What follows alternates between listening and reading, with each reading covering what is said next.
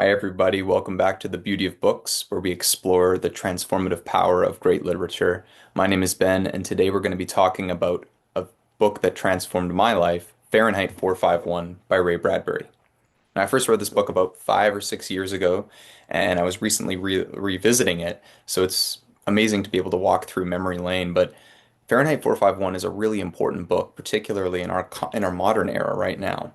It is a book that explores the power of books and the danger of books as well.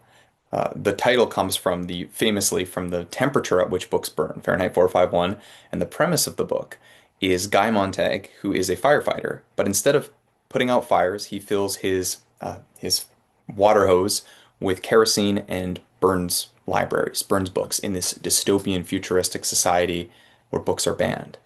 Now, the parallels to our modern world in this society are alarming. One of the major themes of the novel is anti-intellectualism, the kind of forcing everyone to be the same and making sure that people aren't thinking for themselves. Guy Montag basically spends his days hanging out with other firemen and burning down libraries, burning down any books that are confiscated so that people can't read them. But what happens throughout the novel is he starts to realize there must be something in books if people are willing to go to such lengths to keep them, even in a society where it's very dangerous for you to have any books. Guy begins reading books, and some of the books that he reads, Dickens, Shakespeare, the Bible, Plato. Some of these books are the great books that we also need to read if we want our lives to be informed and transformed by the great power of literature. But the scary resonances with the modern world are just how eerily this book seems to predict things like social media and chronic consumption.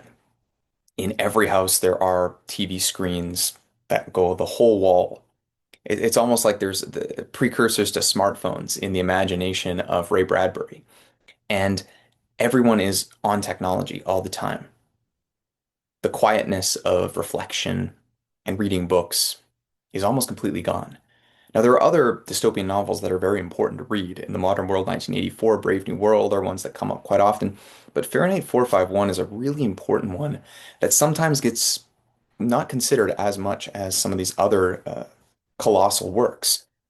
But really, it is important in our modern world. It's the idea that books can be a pathway out of this matrix of technology and overstimulation. I think is really part of the reason why I started this channel here. My intention is to, in a world of chaos, create a space where we can reflect and think about really great works of literature, really great books, and allow them to touch us and to move us, to make us laugh, to make us cry, but to move us regardless. Because that's a part of being human.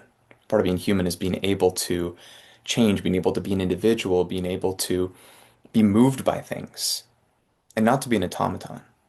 And in the dystopian futuristic society in Fahrenheit 451, that's the intention, to make everyone the same, everyone an automaton, so they're not thinking for themselves, burning books, burning dangerous ideas.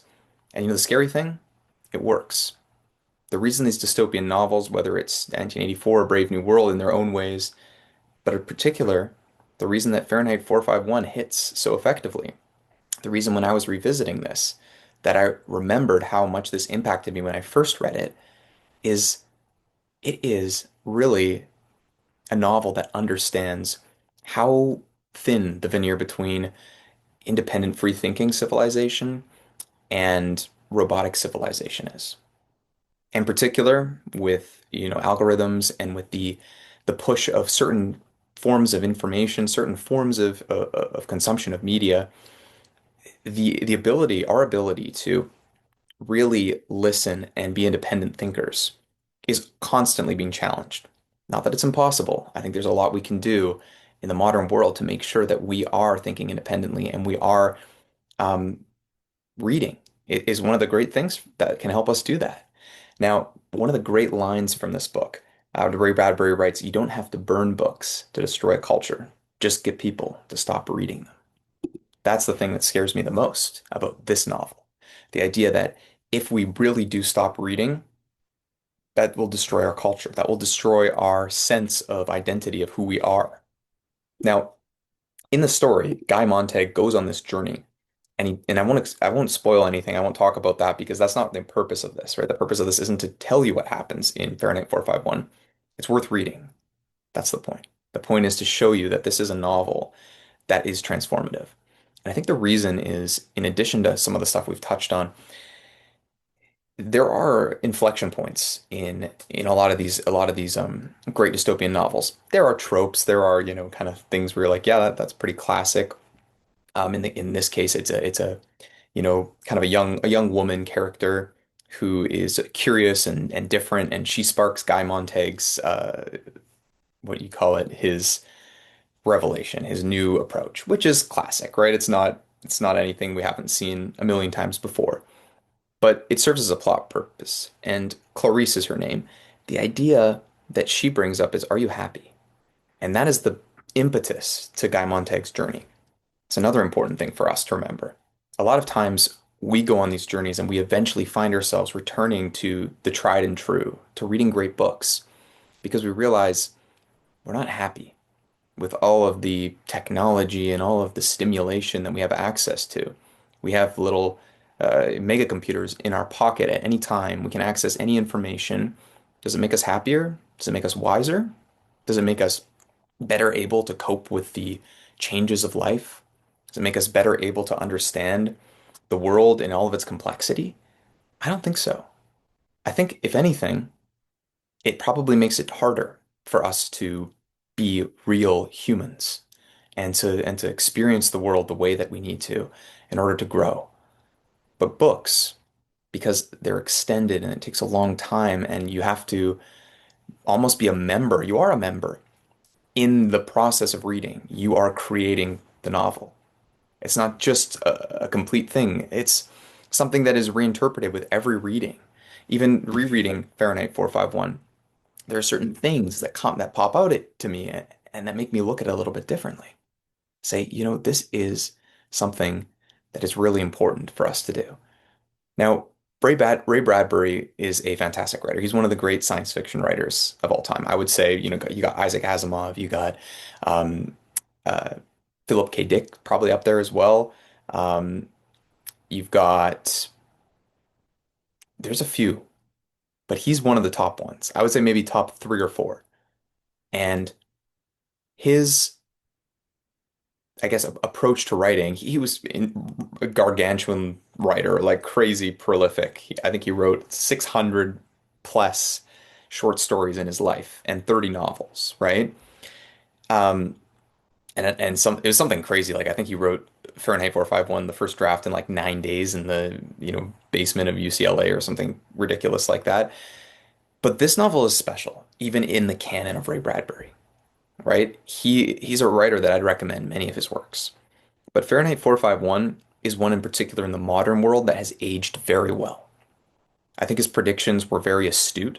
His understanding of some of the trends with technology, with media and information, and to be honest, propaganda as well, which is kind of inherent with a media landscape when you have such access to media, that it's going to be harder for us to think individually. Those kind of things, he really, really understood that. And he really was ahead of his time, I guess, in that respect. And I think that's one of the reasons why this book is still read. Um, I was even just looking at some of the notes I wrote, the parallels from this as well. With audio books and the constant audio stimulation in this novel. If you're interested in looking at novels that do that, that look at the future and look at these parallels, this is a novel that absolutely you're gonna love. So Fahrenheit 451, one of the most important science fiction novels of the 20th century, a absolute classic, a novel that is going to change your mind. It's going to open your mind. It's going to influence your perspective of the world. Great place to start in this world of exploring the beauty of great books. So I hope that you guys all get a copy of Fahrenheit 451 if you haven't read it already, and explore a little bit about how Guy Montag's journey helps him to recover the humanity that is buried deep inside him in this dystopian society. Maybe it will help you bury humanity that is buried inside of you in our overstimulated modern world. All right, God bless. Hope you guys enjoy.